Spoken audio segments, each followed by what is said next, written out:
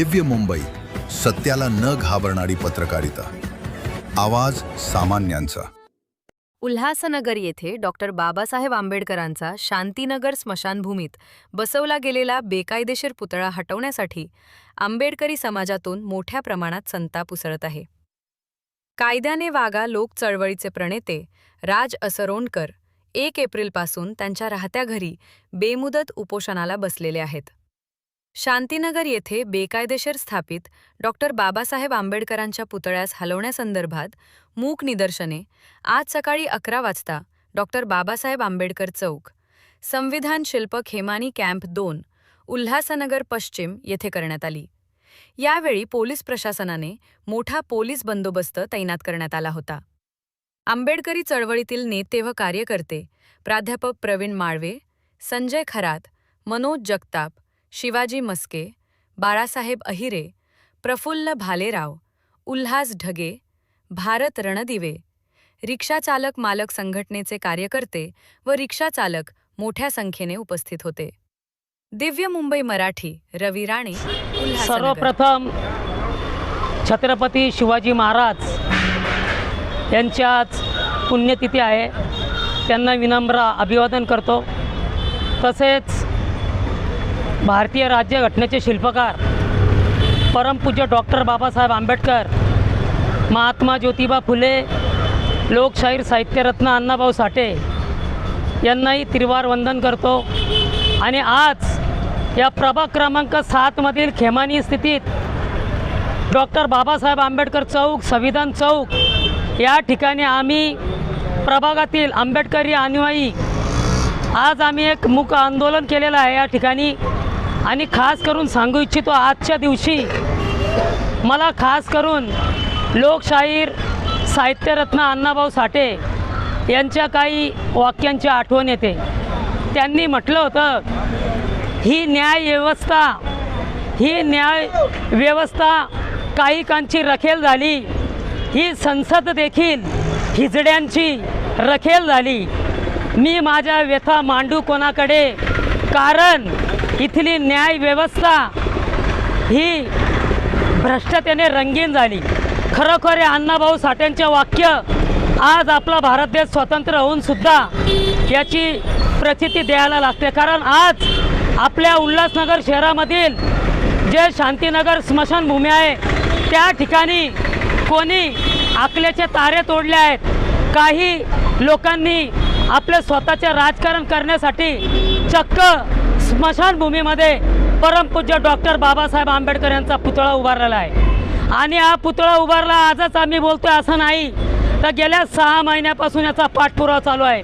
कायद्याने वागा लोक चळवळीचे अध्यक्ष माननीय राज असरोणकर साहेब यांनी तर बेमुदत आपल्या घरी अमरण उपोषण पुकारलं आहे. आणि आज या उपोषणाला जवळपास 3रा दिवस उलटून गेला आहे. तरी इथल्या राजकारणी लोकांना, खास करून महानगरपालिकेचे आयुक्त व सर्वच राजकारणी असतील, फक्त त्यांना आंबेडकरी जनतेची मतं घ्यायची आहेत. पण डॉक्टर बाबासाहेबांचा इतका मोठा अपमान त्यांना त्याचं काहीच वाटत नाही. आज या उल्हासनगर शहरामध्ये डॉक्टर बाबासाहेब आंबेडकरांच्या नावांनी स्वार्थाचे राजकारण करून स्वतःच्या राजकारणाची पोळी भाजत आहेत. त्यांनासुद्धा कसली लाज वाटत नाही. आज उल्हासनगर शहरातील या आंबेडकरी चळवळ जागृत झालेली आहे. आणि आज सर्वच ठिकाणी हळूहळू आंदोलन होईल.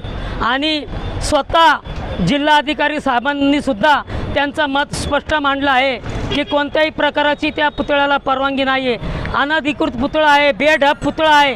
तो पुतळा काढण्यासाठी आंबेडकरी समाज हा रस्त्यावर उतरायला देखील मागे पुढे पडणार नाही. तरी माझी सर्व आंबेडकरी जनतेच्या वतीने सरकारला आणि खास करून इथल्या महानगरपालिका आयुक्तांना विनंती आहे की लवकरात लवकर तो शांतीनगर स्मशानामधील डॉक्टर बाबासाहेब आंबेडकर यांचा पुतळा हलवावा. अन्यथा हा आंदोलन फक्त उल्हासनगर पुरतेच नाही तर संपूर्ण महाराष्ट्रात आम्ही तीव्र आंदोलन करण्याशिवाय. या ठिकाणी जी काळीपट्टी बांधून आम्ही महानगराला निषेध करत आहोत. याचं कारण असं की शांतीनगर स्मशानभूमीमध्ये संविधान निर्माते परमपूज्य डॉक्टर बाबासाहेब आंबेडकर यांचा पुतळा उभारण्यात आलेला आहे. त्याचा पाठपुरावा सर्वेकडून महानगरपालिका करत आहेत. तरीसुद्धा महापालिका याच्याकडे दुर्लक्ष करत आहेत. का याचं काय काय कारण कळत नाही, का अजूनपर्यंत आमच्यावर अन्याय होत आहे. गेल्या अनेक वर्षापासून समाजावरती होत आहे, याचा पुतळा लावूनसुद्धा आमच्यावर अन्याय करत आहे आणि आमचा आवाज दाबण्यात येत आहे. याचा का निषेध आम्ही नोंदवतो आहे. कारण हा पुतळा तुम्ही लावला कसा, याच्यात महापालिकेत नोंद नाही, जिल्हा अधिकारी नोंद नाही, हा पुतळा लावला कोणी, त्याच्यासुद्धा कारवाई झाली पाहिजे. आणि येत्या 14 एप्रिलपर्यंत, कारण हा मोठा सण आहे, या ठिकाणी आंबेडकर चळवळ फार उत्साहाचा सण साजरा करून हा मात्र महानगरपालिकेने त्वरित हा पुतळा हटवा, अन्यथा महाराष्ट्रामध्ये याची बात पसरल्यास सर्व जबाबदारी महाराष्ट्र शासन तसं महापालिकेची असेल. भारतीय घटनेचे शिल्पकार, शिक्षणतज्ज्ञ, ज्ञानाचा महासागर असलेले परमपूज्य डॉक्टर बाबासाहेब आंबेडकर यांचा पुतळा, जिथे माणसांना अंतिम विधी दिला जातो, जिथे माणसांना अग्निसंस्कार केले जातात, अशा ठिकाणी डॉक्टर बाबासाहेब आंबेडकर यांचा पुतळा उभारून हे प्रशासन, शासन काय निश्चित करू बघत आहे हे समजत नाही आहे. कारण या शिक्षणतज्ज्ञ, एवढ्या महान प्रकांड पंडित, कायदे पंडिताचा पुतळा ज्या ठिकाणी माणसाचा शेवट होतो, अंतिमविधी होतो, अशा ठिकाणी तुम्ही महामानवाचा पुतळा लावताय. पुतळा लावायचीच योग्य ठिकाण म्हणजे अशा शिक्षणतज्ज्ञ माणसांचा महामानवाचा पुतळा एखाद्या शैक्षणिक संस्था झाल्या, विद्यापीठ झालं, कॉलेज झालं किंवा चौक झाला, अशा ठिकाणी आपण महामानवांचा पुतळा उभारायला पाहिजे. की स्मशानभूमीमध्ये जिथे माणसांचा अंतिम विधी केला जातो, अशा ठिकाणी हे प्रशासन महामानवांचा पुतळा उभारतात. तर ह्याच पुतळा हटवण्यासाठी आमच्या उल्हासनगरमधील आमचे हे सर्व मित्रमंडळी, सर्व अनुयायी, फक्त भीम अनुयायीच नाही आहे तर बाबासाहेबांना मानणारा सगळा समाज हा संपूर्ण महाराष्ट्रभर पेटून उठलेला आहे. आणि हा पुतळा हटवण्यासाठी कायद्याने वागाचे आमचे संस्थापक अध्यक्ष माननीय राजा सुरणकर साहेब मागील 3 दिवसापासून आमरण उपोषणाला बसलेले आहेत. त्यांची तब्येत खालावलेली आहे. त्यांच्या जीवाचं काही बरं वाईट झालं तर ही सर्व जबाबदारी प्रशासनावर आणि शासनावर राहील. असे डॉक्टर बाबासाहेब आंबेडकर यांचा पूर्णाकृती पुतळा उभारण्यात आलेला आहे. अत्यंत चुकीचं व अत्यंत खेदजनक ही बाब आहे.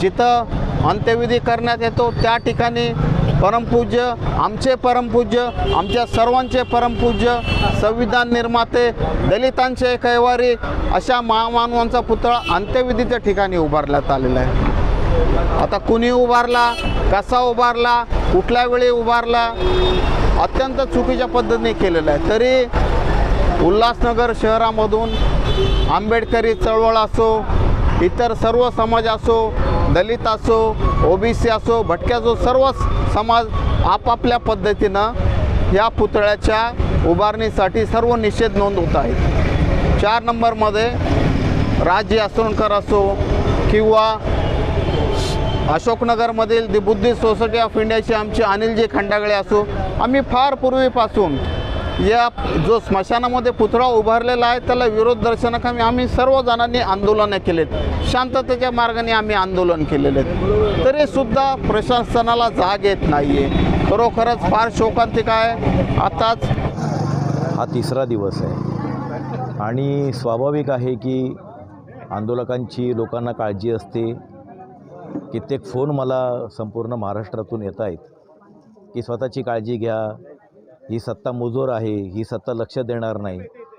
तर मुळामध्ये आपण एक लक्षात घेतलं पाहिजे की सत्ता मुजोर आहे म्हणूनच आपल्यावरती बेमुदत उपोषणाची वेळ आलेली आहे. इतके महिने आपण पत्रव्यवहार करतो आहे, नियम कायद्यांना धरून पत्रव्यवहार करतो आहे, पण या सत्तेमध्ये न्याय मागणारी, दाद मागणारी कुठली यंत्रणा अस्तित्वात नाही आहे.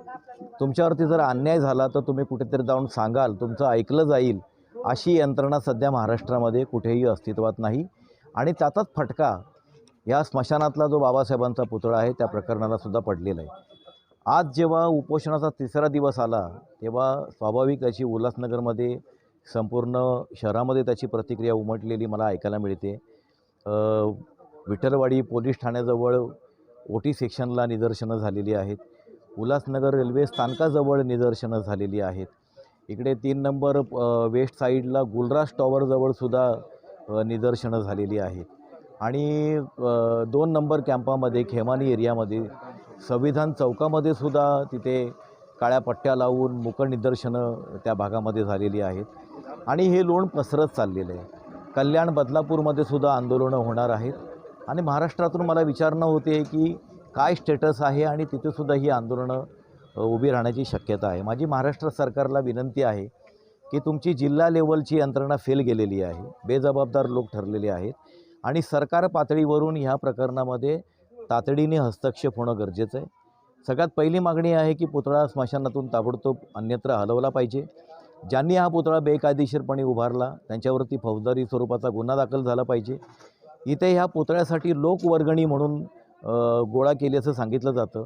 ह्या सगळ्या प्रकारची चौकशी झाली पाहिजे. नेमके किती पैसे गोळा केले गेले, ते कुठे खर्च झाले, कोणी केले, गोळा करणारे लोक कोण होते आणि या सगळ्या निधी संकलनाला कायद्याची परवानगी होती का, तर ह्यासुद्धा सगळ्या मुद्द्यांची चौकशी झाली पाहिजे. आणि सगळ्यात महत्त्वाचा मुद्दा आहे की जर जिल्हा लेवलवरती यंत्रणा असतानासुद्धा सरकारला जर याच्यावरती हस्तक्षेप करण्याची वेळ येत असेल तर जिल्हाधिकारी, म्युन्सिपल कमिशनर आणि पोलीस आयुक्त यांनी नेमकी काय भूमिका निभावली आणि हा विषय इतका का वाढला याची चौकशी होऊन या 3 अधिकाऱ्यांच्या विरोधातसुद्धा कारवाई झाली पाहिजे अशी आपली मागणी आहे. एक गोष्ट पुन्हा एकदा रिपीट करतो की हे आंदोलन रखडावं, ते रखडलं जावं आणि काही लोकांना, पॉलिटिकल लोकांना असं वाटतं आहे की 4-5 दिवसानंतर राज असरोणकरांची तब्येत बिघडल्यानंतर पोलीस बळाचा वापर करून आम्ही त्यांना ताब्यात घेऊ आणि हे आंदोलन संपवू. तर मला त्यांना खूप विनम्रपणे सांगायचं आहे की मॉब वगैरे खूप नंतरची गोष्ट आहे. लोक अडवतील, लोक येतील, त्याचे प्रतिक्रिया काय उमटतील, परंतु कुठल्याही बळजबरीने, जोर जबरदस्तीने पोलीस बळाचा वापर करून तो पुतळा स्मशानातून बाहेर काढायच्याऐवजी आंदोलन दडपण्याचा जर प्रयत्न झाला तर त्याचे अत्यंत वाईट परिणाम संपूर्ण राज्यामध्ये त्याचे पडसाद उमटतील आणि वाईट परिणाम या सरकारला भोगावे लागतील.